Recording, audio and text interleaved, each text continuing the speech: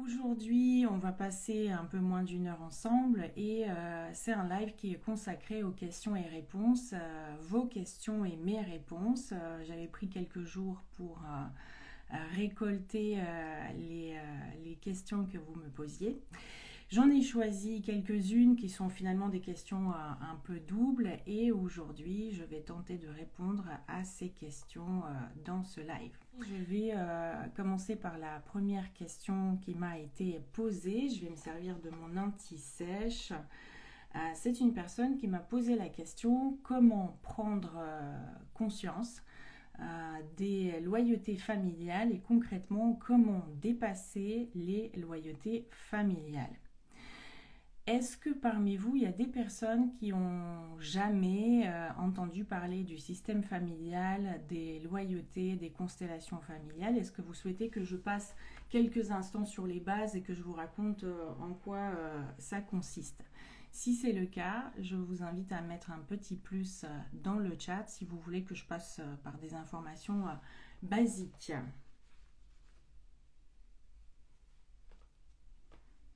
Ok, oui, donc déjà il y a quelques questions, quelques personnes qui veulent que je reprenne les bases. Donc, je répète la question, comment prendre conscience des loyautés familiales et comment concrètement les dépasser.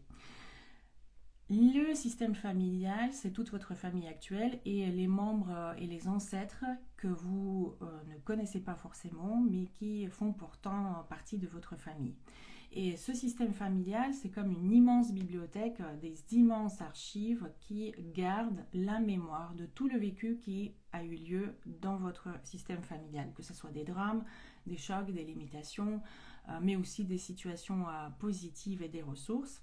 Donc imaginez que, comme si c'était un réseau inconscient, familial, sans fil, où les personnes sont connectées les unes aux autres sans forcément se connaître. Et la mémoire transgénérationnelle, elle a une particularité, c'est qu'elle résiste au temps. Par exemple, sur 6 ou 7 générations, on va retrouver ce qu'on appelle des intrications, c'est-à-dire des résonances entre les membres de la famille qui ne se connaissent pas et qui peuvent vivre des scénarios similaires, des syndromes d'anniversaire, des différents événements de leur vie. Et si on parle particulièrement de la loyauté familiale, c'est lorsque deux personnes sont dans une telle résonance que la personne qui vit actuellement, elle peut vivre des émotions, des événements, des situations et des chocs qui n'ont rien à voir avec uniquement avec son histoire. C'est-à-dire qu'elle est en lien avec un ancêtre qui lui a pu vivre un choc, avoir une croyance, avoir un comportement et une attitude qui a été installée à l'époque. Et la personne qui vit aujourd'hui, elle est en connexion avec cet ancêtre. La loyauté familiale, c'est un peu comme un engagement de se comporter d'une certaine façon au système, non pas pour le pourrir, mais pour permettre au système d'interrompre un certain cycle des répétitions, des oublis, du chaos, des exclusions et comment on appelle ça, les transgressions de certaines lois familiales, notamment par exemple la réparation des injustices. Je vais vous citer quelques exemples des loyautés familiales dans quelques instants, mais sachez que en thérapie, on travaille avec les loyauté familiale contre-productive. C'est-à-dire, la personne arrive en thérapie et elle indique qu'elle vit un schéma répétitif, quelque chose qui la perturbe, qui est là depuis un certain nombre peut-être d'années, de cycles, qu'elle ne sent pas forcément que ça lui appartient. Et cette personne va se sentir bloquée dans ses choix, dans sa liberté, dans les décisions qu'elle prend. Je vais vous donner un exemple comme ça d'une personne qui était venue me voir il y a quelques années à mon cabinet et qui était une jeune femme qui était anorexique. Donc elle disait qu'elle refuse de manger, que son poids il commence à être vraiment en dessous de toutes les normes possibles Et cette personne disait même que j'aimerais bien faire autrement, mais je n'y arrive pas. Lorsque je mange, j'ai l'impression que je culpabilise et que je porte quelque chose qui ne m'appartient pas. Alors, on a fait un petit test, on a regardé avec elle sur la technique de la ligne du temps, ce qui a pu se passer à sa naissance, mais elle semblait dire qu'au moment de la naissance, elle avait déjà cette sensation que la nourriture, elle n'était pas OK forcément de manger. On a regardé les mémoires intra-utérines et rien. Cette fois-ci, j'ai placé la ligne du temps de ses ancêtres et là, elle s'est sentie en connexion avec son grand-père qui, lui, a vécu la guerre. Et pendant la guerre, il manquait de nourriture, il avait froid, il avait faim et il a survécu à la guerre. Sauf que sa fille, donc la mère de ma cliente, elle a refusé de raconter à sa fille le vécu du grand-père. C'était une maman avec toutes les bonnes intentions qui s'est dit ma fille, il ne faut pas qu'elle sache ce par quoi le grand-père est passé. Mais ce qu'elle a oublié, c'est que l'inconscient collectif et l'inconscient familial, ils sont branchés à H24. La jeune femme, lorsque elle est rentrée dans la bulle énergétique de son grand-père, elle a senti tout un tas d'émotions qui étaient désagréables, inconfortables. Disons même qu'elle a vécu le choc du grand-père à travers son propre corps. Et quand on a reconnu et validé le vécu de son ancêtre, non seulement elle s'est sentie plus calme, plus apaisée, mais quelques semaines plus tard, elle m'a appelé pour dire qu'elle avait pris 3 kilos et elle semblait être déjà plus en paix avec la nourriture. Donc ça, c'est un exemple de loyauté familiale, mais ce n'est pas le seul. Oui, je vais enregistrer le live pour les personnes qui me posent la question. Je regarderai tout à l'heure s'il y a des questions qui arrivent. Où est-ce que j'en étais? Oui, les loyautés familiales. Par exemple, il y a un autre cas d'une loyauté un peu spéciale, un programme familial c'est un grand-père qui se suicide. Son fils, le grand-père se suicide à 40 ans. Le fils va mourir à 40 ans également. Et le petit-fils, à l'âge de 39 ans, il fait une dépression grave alors qu'il a tout pour être heureux. Et quand il arrive en thérapie et qu'on regarde ensemble qu'est-ce qui se passe dans sa vie, il indique que rien ne présage cet état apathique, l'envie de rien, des idées noires, sauf sa ligne du temps qui indique que les hommes ne survivent pas au-delà de 40 ans dans cette famille. C'est un peu comme si c'était un engagement. L'engagement est à la fois une peur inconsciente de ne pas dépasser un certain âge.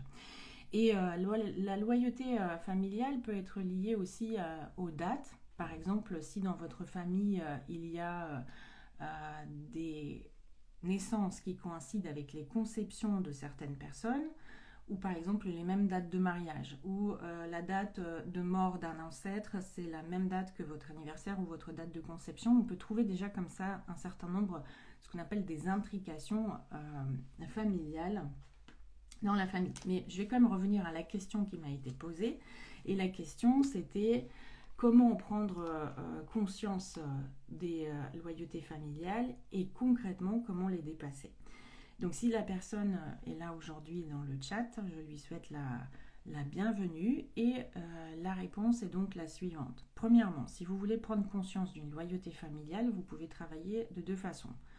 De façon consciente, c'est-à-dire vous prenez un stylo, une feuille et vous commencez à explorer, à réfléchir des événements répétitifs dans votre famille, des dynamiques qui peuvent être récurrentes de ceux que vous connaissez en conscience. Vous pouvez par exemple observer qu'il y a des prénoms qui se répètent.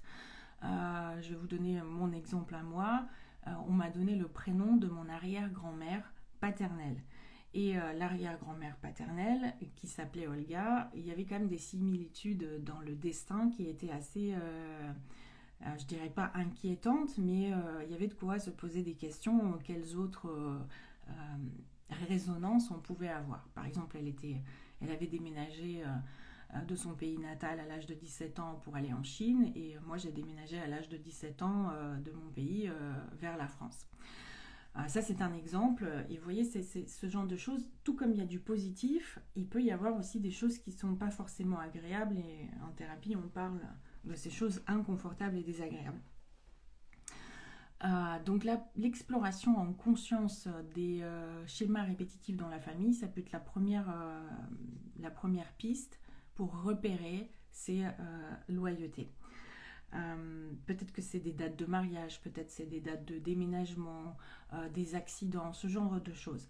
Mais sachez que normalement, avec les loyautés familiales et tout ce qui touche au système familial, on ne travaille pas en préventif. On part d'un problème actuel. Par exemple, c'est une jeune femme qui n'arrive pas à se marier, qui ne rencontre pas de partenaire qui est bon pour elle. Et elle va explorer, est-ce qu'il y a eu des femmes dans la famille ou des hommes qui ont pu vivre aussi des situations similaires, peut-être des deuils non faits, etc.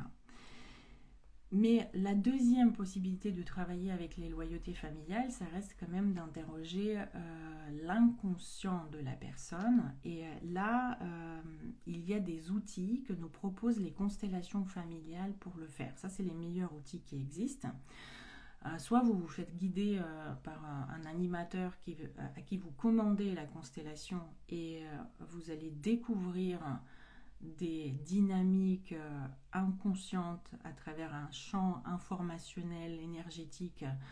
Et je pourrais passer encore 2-3 heures pour vous expliquer comment ça fonctionne. Mais les constellations familiales, c'est le meilleur outil de découvrir ce qui se passe dans l'inconscient familial. Après, pour travailler tout seul, il y a un outil.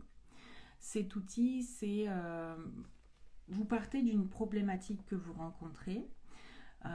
Vous notez, vous prenez 3 petits papiers. Vous notez sur le premier papier ma vie actuelle de la conception jusqu'à aujourd'hui.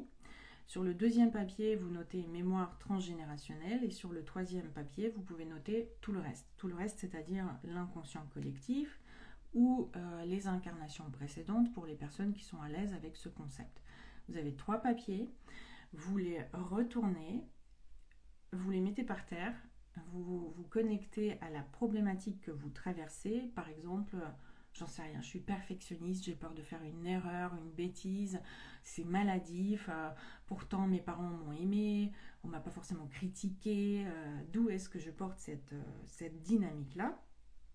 Et vous allez tour à tour vous positionner sur les 3 papiers. Le premier papier à l'aveugle, vous ne savez pas ce qui est marqué en dessous, vous vous positionnez debout dessus et vous commencez à sentir qu'est-ce qui se passe sur ce plan-là. Comme vous avez séparé les 3 plans de conflit, les 3 origines possibles, debout, vous allez pouvoir scanner. Est-ce que je respire bien? Est-ce que l'énergie circule correctement? Est-ce que j'ai pas une sensation inconfortable? Est-ce que je regarde droit devant moi? Est-ce que je regarde par terre? Est-ce que je me sens mal à l'aise? J'ai envie de me recroqueviller? Donc, simplement, vous notez tous vos ressentis. Comment vous vous sentez sur ce papier? Ensuite, vous sortez à l'extérieur. Vous passez 30 secondes à neutraliser, à vous mettre en position méta. Et ensuite, vous allez vous mettre sur le deuxième papier. Que vous ne savez toujours pas ce que c'est. Est-ce que c'est le transgénérationnel, les vies passées ou la vie actuelle? Et vous posez la même question. Est-ce que la difficulté que je traverse est en lien avec ce plan-là? Et vous scannez. Qu'est-ce que vous ressentez? Vous mettez 2-3 minutes comme ça à scanner. Vous pouvez noter tous vos ressentis. Vous ressortez en position méta. 30 secondes de laisser tout ça retomber. Et vous basculez sur le troisième papier. Vous faites la même chose et une fois que vous avez noté tous vos ressentis, vous observez où est-ce que vous vous êtes senti moins bien. Il peut y avoir 2 papiers qui sont en résonance en même temps, où vous pouvez à tour de rôle encore aller sur les 2 papiers et sentir quel est le papier où je me sens vraiment d'une manière inconfortable. Et une fois que vous l'avez fait, vous retournez le papier. Si votre questionnement ressort le papier transgénérationnel, écoutez, là c'est l'intuition, toutes les résonances qui démontrent que l'origine de votre problématique et certainement transgénérationnel. À partir de là, qu'est-ce que vous faites? Soit vous pouvez aller faire une constellation familiale, parce que là, vous savez que ce n'est pas un psychologue classique que vous pouvez voir pour vous aider. Soit vous connaissez déjà les rituels et les lois du système familial qui peuvent être transgressés. Vous pouvez appeler un ancêtre, sa bulle énergétique en tout cas, pour communiquer avec et laisser venir tout un tas d'informations. Ça peut être difficile pour certaines personnes, plus facile pour d'autres. Et prononcer un certain nombre de phrases pour soit reconnaître son destin, valider son expérience, témoigner à cet ancêtre votre reconnaissance et le désir de garder l'amour dans le système, mais ne plus porter cette dynamique. Alors ce que je vous raconte, surtout pour les débutants, ça peut paraître complètement flou et abstrait. Moi, j'ai conçu à ce sujet un webinaire qui s'appelle le système familial, de quelle façon il nous impacte. Alors attendez, le nom exact, c'est l'influence de votre système familial. Je crois que c'est ça. Il est sur mon site internet, disponible dans ma boutique. Vous avez 2 heures de temps d'étude de tout ce qui est système familial, des 3 lois qui régissent le système familial, l'appartenance, la hiérarchie et l'équilibre, comment ces lois sont transgressées, et vous avez une constellation individuelle de 50 minutes que vous faites à la fin. Donc si ce sujet vous intéresse, vous avez déjà quelque chose qui va vous ouvrir sur 2 heures d'explication plus détaillée. Voilà. Qu'est-ce que me posait la personne me posait la question, comment dépasser, voilà. Donc sans thérapeute, ça peut être un petit peu compliqué. Avec un thérapeute, c'est plus facile parce qu'on fait des réintégrations. Et oui, j'ai oublié de vous dire que toutes les réintégrations se passent par là, par le cœur. C'est pas par la tête. Il ne s'agit pas, d'accepter quelque chose à contre-cœur. C'est pas ça l'acceptation. C'est des reconnaissances de la présence de vos ancêtres. Ils ont existé, qu'ils soient alcooliques, drogués, criminels ou autres. Ça, c'est déjà leur ego, mais leur présence dans le système fait qu'ils ont une place. Et la plupart du temps, c'est la loi de l'appartenance qui est pas mal transgressée aujourd'hui. Ah, merci beaucoup Elena de mettre le lien. Je ne suis pas sûre qu'il soit cliquable depuis le chat, mais merci en tout cas. Ok, autre chose que je voulais vous dire sur cette question par laquelle je commence et qui est longue, et j'aimerais avoir encore une demi-heure pour vous donner des explications. Vous avez une magnifique série Netflix qui s'appelle Le chemin de l'Olivier, qui va vous donner énormément d'informations et sur les constellations familiales et vous expliquer un petit peu le terrain du décodage biologique des maladies. Est-ce qu'il y a des personnes parmi vous qui ont déjà vu la série Le chemin de l'Olivier?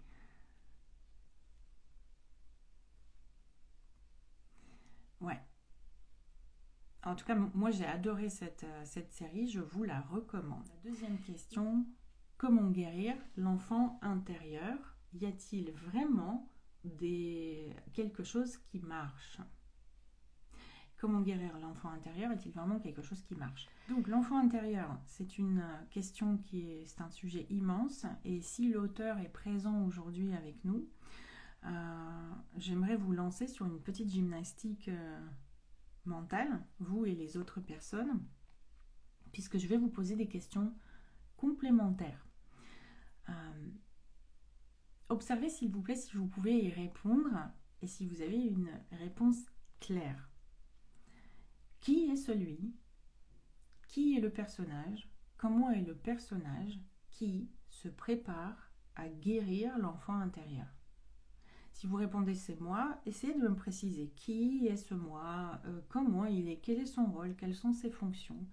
Qui est celui à l'intérieur ici qui désire, qui souhaite, qui déclare qu'il est nécessaire de guérir son enfant intérieur? Parce que lui, il ne doit pas être blessé. Dans tous les cas, il doit être sain. Ça, c'est la première question. La deuxième question que j'ai à vous poser, c'est admettons que vous savez qui est l'enfant intérieur, puisque vous posez la question, et que vous avez défini le personnage qui va le procéder à la guérison.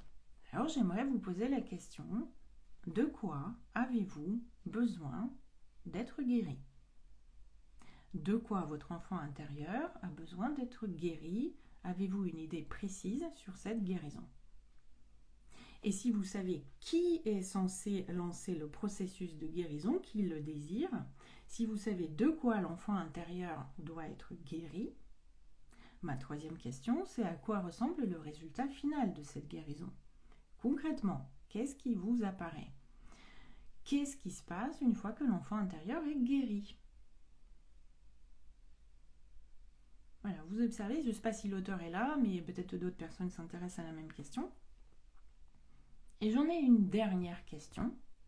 Et ensuite, je vais répondre à la question. Ma dernière question, c'est, comme vous me demandez, y a-t-il quelque chose qui marche? Y a-t-il vraiment quelque chose qui marche? Moi, je voudrais vous poser la question. Vous me parlez d'une méthode ou d'un outil qui est censé marcher. Mais qu'est-ce que ça veut dire pour vous, un outil qui marche? Est-ce que ça marche 5 minutes? Est-ce que ça marche définitivement, et plus jamais, jamais, jamais, jamais de votre vie, vous ne serez ni blessé, ni aurez des émotions inconfortables, et la problématique ne reviendra plus. Vous voyez, je vous ai posé plusieurs questions parce que dans la question comment guérir son enfant intérieur, y a-t-il vraiment une méthode qui marche? Chaque mot peut être précisé. Et je vais bien sûr vous donner ma vision des choses.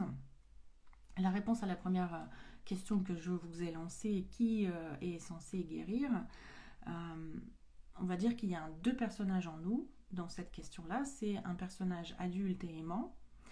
Il est responsable du domaine du penser et agir. C'est la partie rationnelle, c'est la partie qui analyse et qui ne ressent pas. Et puis il y a l'autre partie en nous qui s'appelle l'enfant intérieur. C'est une partie émotionnelle, émotive, vulnérable, sensible, et elle répond du sentir et d'être, donc elle ressent et n'analyse pas. Donc ça voudrait dire que nous avons la tête et le cœur ensemble. La tête se prépare à guérir le cœur. Voilà ce que ça signifie la plupart du temps pour les personnes qui souhaitent guérir leur enfant intérieur. Et maintenant, votre attention, s'il vous plaît. L'erreur la plus commune des personnes qui rentrent dans un certain process qui parle des blessures émotionnelles et de l'enfant intérieur, c'est de croire que vous guérissez l'enfant intérieur. On ne guérit pas son enfant intérieur. Et alors, qu'est-ce qu'on guérit dans ce cas-là? On guérit la relation de moi à moi. C'est une réconciliation entre ma partie adulte et ma partie plus vulnérable et sensible qui se passe. Je vous propose de sentir la différence. Guérir son enfant intérieur ou se réconcilier avec soi-même. Sentez la différence entre les deux propositions. Et maintenant, la question, s'il y avait quelque chose à guérir, qu'est-ce que ce serait, qu'est-ce que je suis censée guérir chez l'enfant intérieur?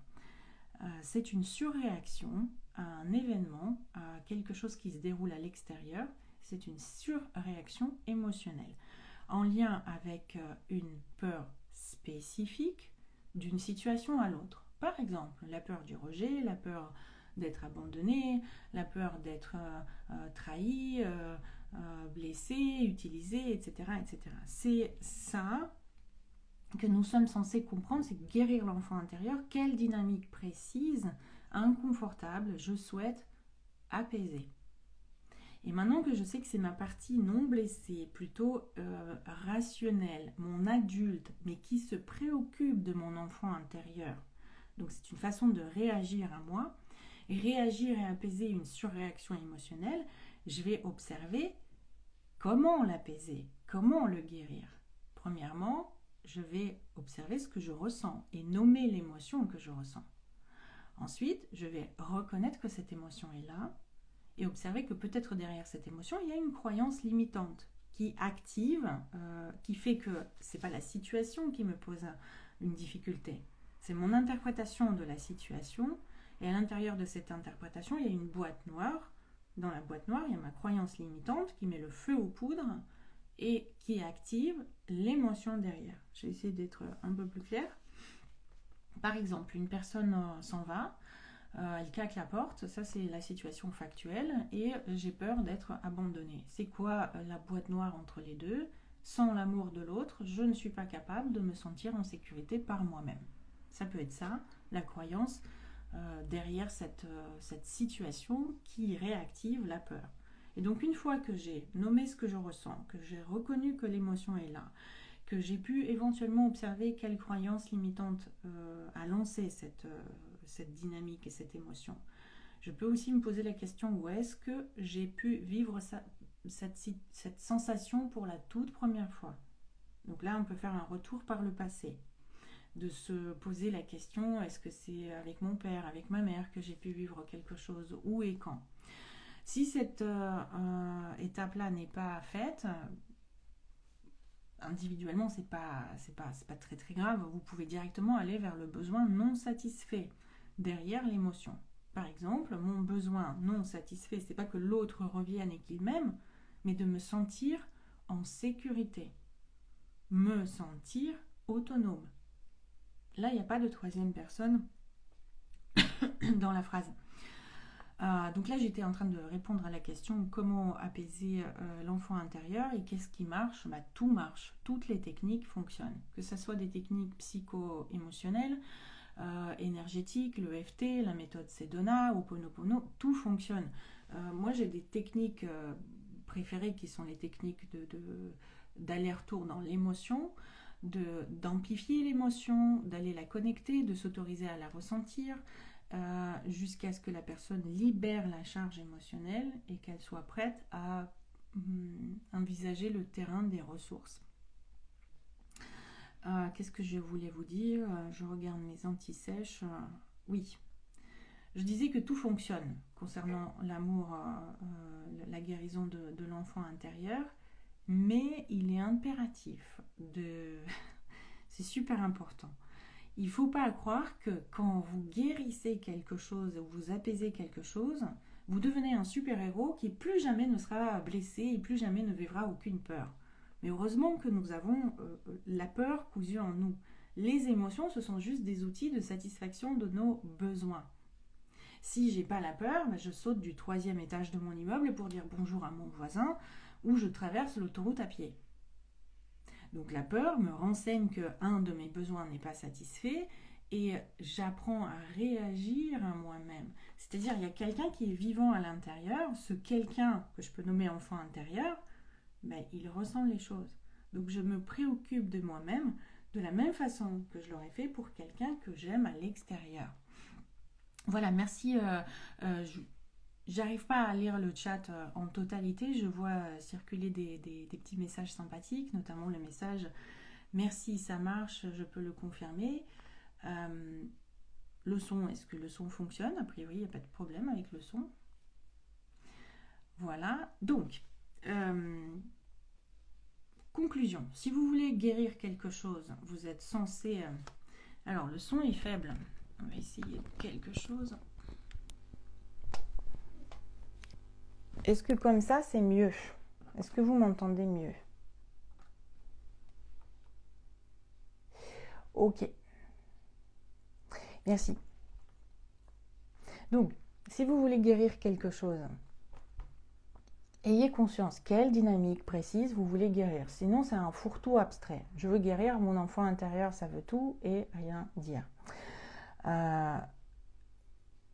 La principale pensée, c'est d'apprendre à réagir à soi-même, apprendre à se questionner. C'est quoi ma météo intérieure? Qu'est-ce que je ressens? Être conscient et de ce ressenti et de ces sensations corporelles, des émotions, des besoins, en fait de tout ce qui se passe à l'intérieur parce que la machine, elle est vivante. Une question qui me parle particulièrement, c'est une personne qui m'a demandé... elle a dit « Je ne peux m'empêcher de critiquer mon mari, de corriger ses fautes de français, lui demander de se tenir droit, d'être intelligent. En somme, je lui demande d'être irréprochable et exemplaire en tout point. Je suis en colère et qu'est-ce que je peux faire là-dessus ?» Si cette personne est aujourd'hui avec nous dans le chat, je vais vous poser une question.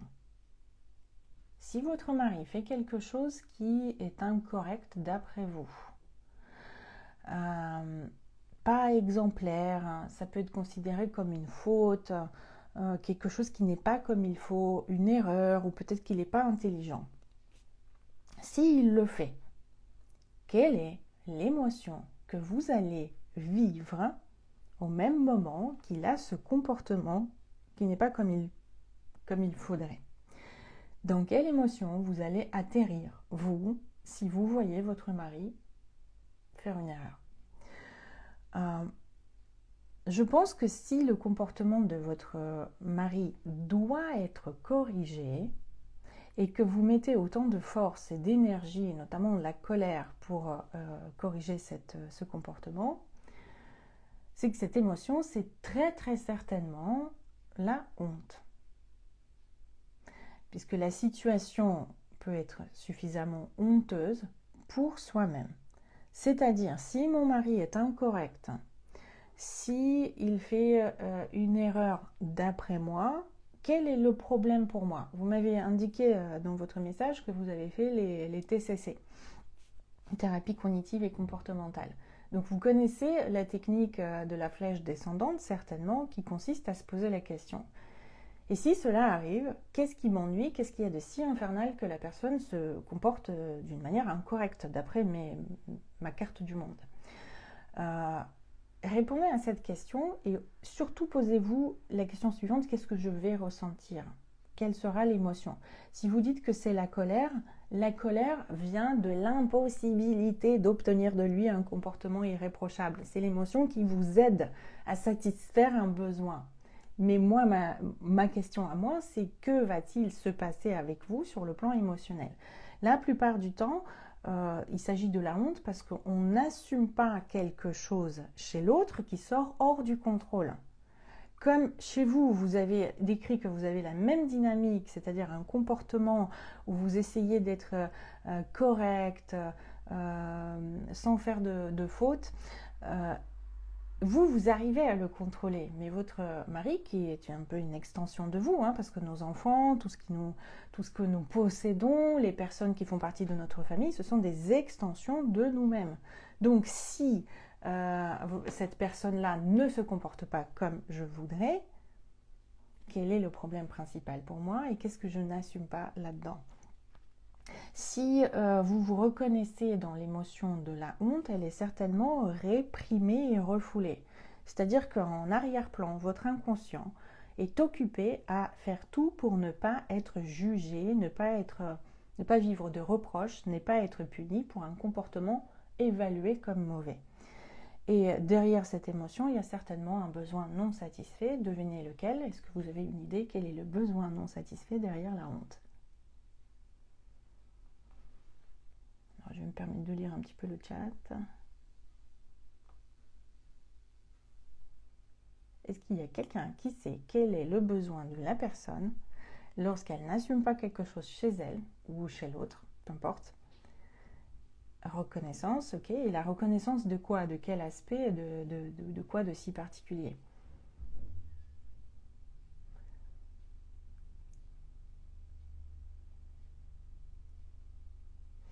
Et non. Alors, je pense que je vois ce que vous voulez dire par le mot reconnaissance, mais en fait, le besoin, c'est d'être accepté. Accepté de manière inconditionnelle. De s'autoriser à être. Je suis comme je suis humaine, je suis humain, je fais des erreurs comme tout le monde. Donc c'est l'acceptation, si on peut dire, inconditionnelle de soi. Et si j'arrive à me accepter et m'accueillir moi-même, c'est beaucoup plus facile d'accueillir les erreurs de quelqu'un d'autre. Oui, acceptation de soi. Voilà, cette personne qui m'a posé la question, je lui recommanderais d'aller regarder le conflit de jugement en premier lieu. Parce que comme vous avez indiqué, votre mari est votre miroir. Oui, c'est votre miroir, mais miroir de quoi? Qu'est-ce qui vous pointe par son comportement? C'est certainement cette non-acceptation de vous. Et si vous étiez face à moi dans mon cabinet, je vous aurais posé la question fétiche de tous les thérapeutes: Qui était la toute première personne qui avait des standards, des critères élevés auxquels il fallait correspondre, il fallait vraiment convenir, et qui vous a probablement jugé ou puni ou a évalué votre comportement comme étant mauvais, incorrect, et qui avait des conditions pour ouvrir le robinet d'amour. Si c'est maman ou papa, eh bien évidemment, nous sommes toujours avec cette sous-personnalité-là qui nous dit corrige-toi, corrige-toi, corrige-toi, sois parfaite, sois parfaite. Bref, le conflit de jugement, moi je connais pas mal cette dynamique-là pour l'avoir traversée et bossé pendant un bon nombre de mois et d'années, je pense. Et on va justement parler du critique intérieur au cours de ce live à venir. Donc le live sera consacré qu'à cette question-là. Voilà, je vais prendre une autre question et allez, 1, 2, 3. La question est la suivante. Il y a une opposition entre l'acceptation inconditionnelle de ce qui est et la loi d'attraction. Par exemple, je suis malade et je veux guérir. Je suis pauvre et je veux être riche. Qu'en penses-tu, Olga? Donc je répète, la personne estime qu'il y a une opposition pour elle, une confusion entre accepter quelque chose de manière inconditionnelle et la loi d'attraction. J'avais posé quelques petites questions supplémentaires pour bien comprendre la question. Et voilà ce que j'ai envie de répondre à cette personne. Oui, cela porte à confusion, complètement. Et je pense que c'est n'importe quelle personne qui travaille avec la loi d'attraction, elle se rend compte à un moment donné que si j'accepte pleinement et complètement ce qui est là, ça veut dire que je n'aurai plus ce dont j'ai rêvé. Mon interprétation à moi. Accepter quelque chose de manière inconditionnelle signifie être en paix avec. C'est-à-dire, je suis en paix avec l'état des lieux présents. Je suis en paix avec ce qui est actuellement, soit qui se déroule dans mon corps, une maladie, soit quelque chose qui se déroule à l'extérieur de moi et qui ne me plaît pas. Dans l'exemple, c'était je suis pauvre et je veux être riche. Par exemple, je suis en paix avec le poids actuel de mon corps. Je suis en surpoids. J'ai X kilos au-dessus de mon poids de forme. Et j'accepte et j'accueille ce qui est. Ça ne veut pas dire que... Écoutez bien, c'est vraiment cette nuance, elle est si spéciale. Ça ne veut pas dire que je suis d'accord avec.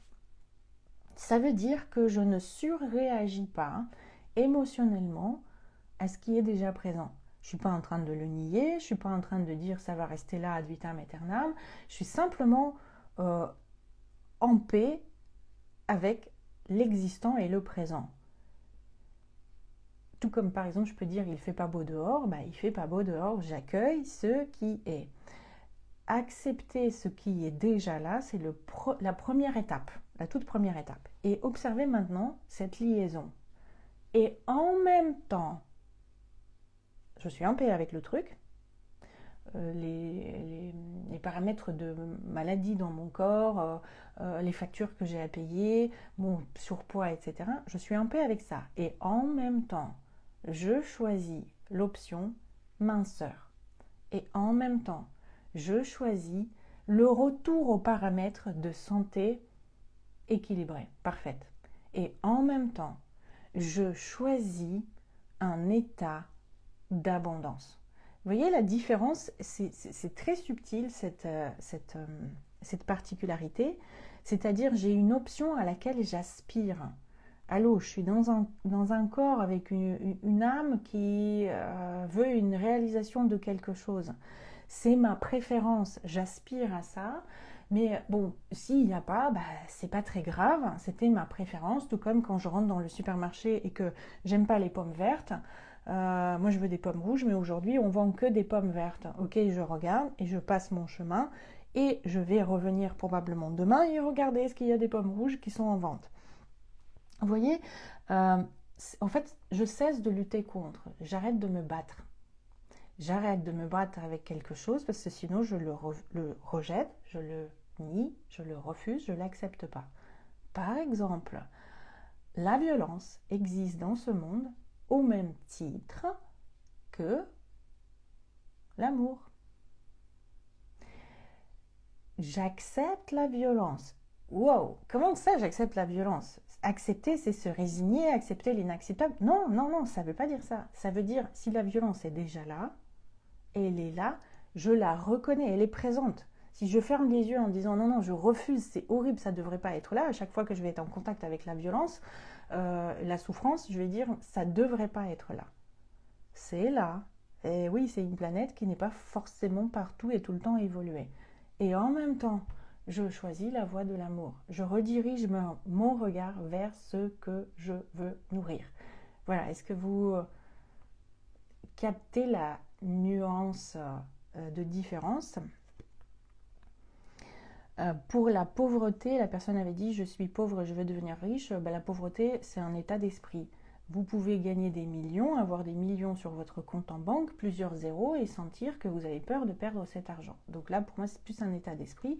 Et de toute façon, derrière la loi d'attraction, il y a un énorme piège de notre matrice. C'est toutes les personnes qui fonctionnent selon l'idée que tant que je n'ai pas ce truc-là, matériel, extérieur à moi, je sais pas, une Porsche, un sac à main, un homme dans ma vie, la santé est extérieure à ma conscience. Tant que j'ai pas ce truc extérieur à moi, je ne peux pas ressentir un état intérieur. Sentez ce bug. Tant que l'extérieur ne m'apporte pas, je ne peux pas me sentir dans un état d'être. Ça, c'est le piège avec la loi d'attraction. Elle est instantanée, elle marche tout de suite, dans la seconde, à partir du moment où je me demande quel est l'état d'être que je veux ressentir si j'ai ce sac à main dans mes mains. Si je l'avais déjà, je me sentirais comment? Je me sentirais comme ça, comme ça, comme ça, comme ça. Ok, j'ouvre les yeux et là, je bascule vers l'idée que tant que je ne le tiens pas dans mes mains, je ne peux pas me sentir légère, importante, belle, etc., etc. Donc pour moi, c'est vraiment un terrain à 3 heures de discussion, si ce n'est pas plus, autour de la loi d'attraction. Cher auteur de la question, j'espère avoir répondu à cette question comme je pouvais et je voudrais prendre la question suivante. Pourquoi je n'arrive pas à trouver un emploi stable où je peux être épanouie à fond? Alors attendez, j'ai juste retrouvé si c'est la bonne question. Oui, pourquoi je n'arrive pas à trouver un emploi stable où je peux être épanouie à fond? Si la personne est présente dans le chat, vous avez 2 questions dans la même question. C'est-à-dire pourquoi je n'arrive pas à trouver un emploi stable où je peux être épanouie à fond. Et je ne sais pas répondre à votre question parce qu'il faudrait que je vous pose encore une trentaine de questions supplémentaires. Voyez-vous, si 12 personnes me disent pourquoi j'arrive pas à trouver un emploi stable, il y aura 12 réponses différentes.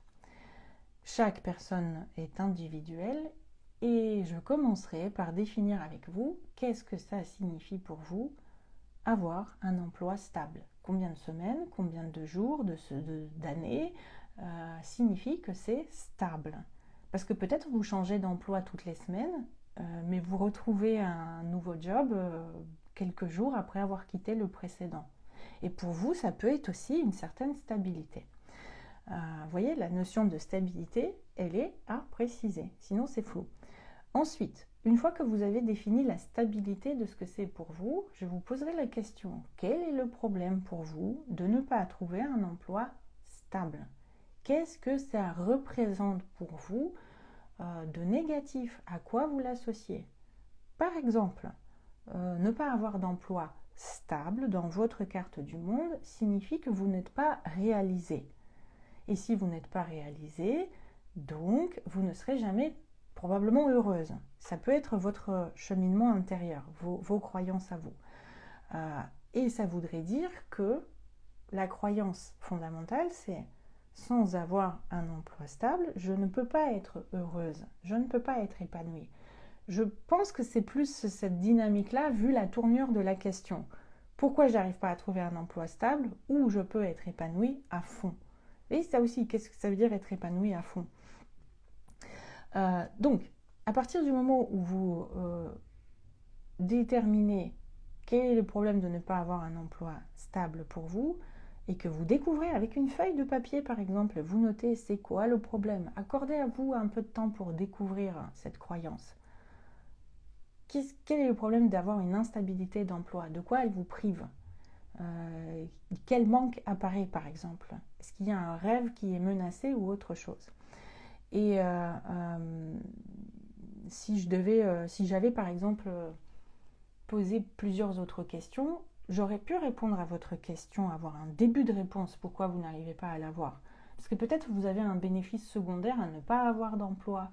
Peut-être que avoir un emploi va créer une menace pour votre couple, pour un rêve, ou peut-être parce que dans votre système familial, il y a des loyautés, quelqu'un a peut-être perdu un business et pour vous, inconsciemment, à quoi ça sert faire des efforts, trouver un boulot si je vais être dépossédée de mon patrimoine? Vous voyez, là, je pars complètement dans des projections, mais c'est aussi des probabilités.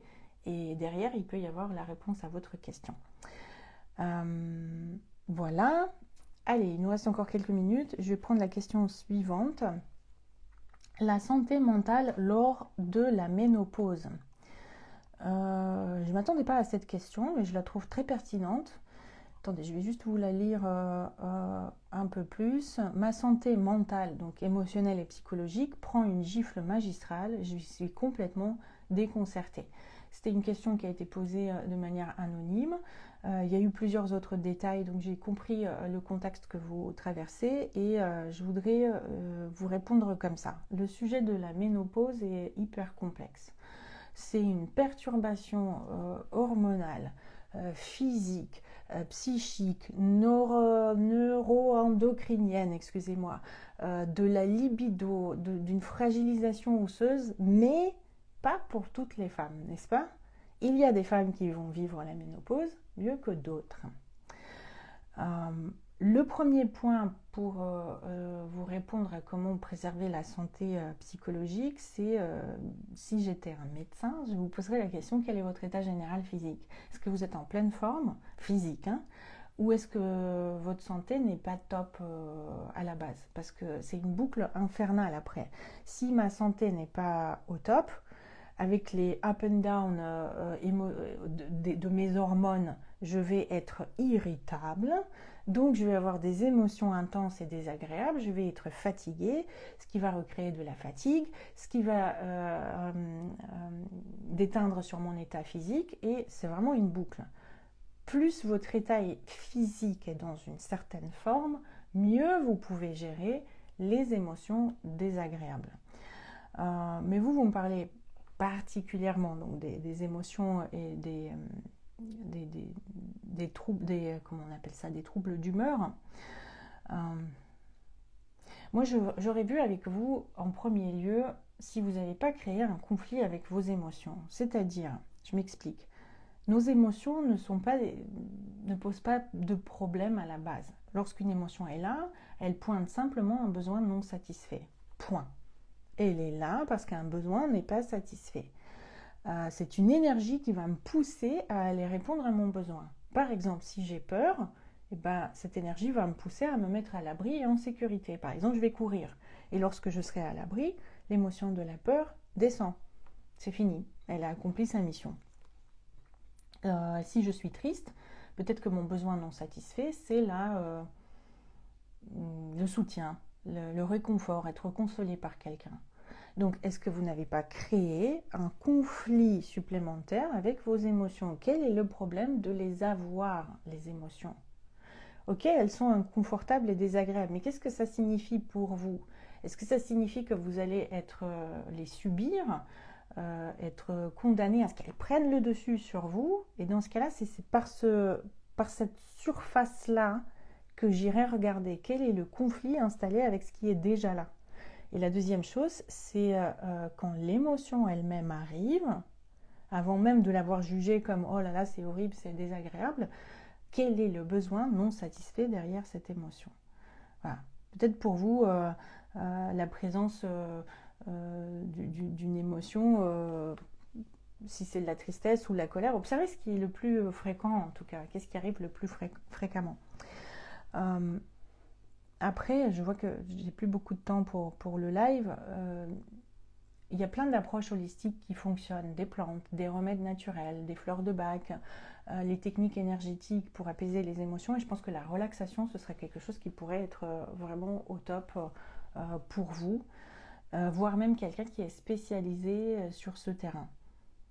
Pas forcément une femme qui a connu la ménopause et qui est passée par toutes les phases et qui sait ce que c'est, quelles questions on se pose, mais au moins quelqu'un qui soit spécialisé sur l'accompagnement des femmes sur l'émotionnel pendant la ménopause. Pourquoi pas? Et puis, dernière chose, observez s'il n'y a pas comment votre maman a vécu sa propre ménopause. Parce que souvent, il y a une corrélation entre la façon de vivre la ménopause chez la mère et chez la fille. Pas toujours, mais souvent c'est le cas. Écoutez, le temps passe vite, j'avais envie de partager avec vous des visuels, je ne trouve pas le bouton de ces visuels, normalement il était là pendant les tests et là il n'est plus là, bon peu importe. Si vous m'avez suivi jusqu'à la fin, je vous remercie vraiment de votre fidélité, de cette participation. Je vous offre un code promo pour des articles sur mon site internet dans ma boutique si vous voulez acheter des choses, et ce code promo donne une réduction de 20% sur tous vos achats, et le code promo c'est LIVE20, L-I-V-E chiffre 2, chiffre 0, live 20, code promo qui va fonctionner de manière permanente sur tous les articles de ma boutique. Je vous remercie infiniment de cette participation. Écoutez, je n'ai pas le temps de lire aujourd'hui les questions et je pense qu'il y en avait. Le prochain live va avoir lieu le 10 décembre sur le thème du critique intérieur. Voilà, merci à vous et je vous dis à tous, bye bye, à la prochaine.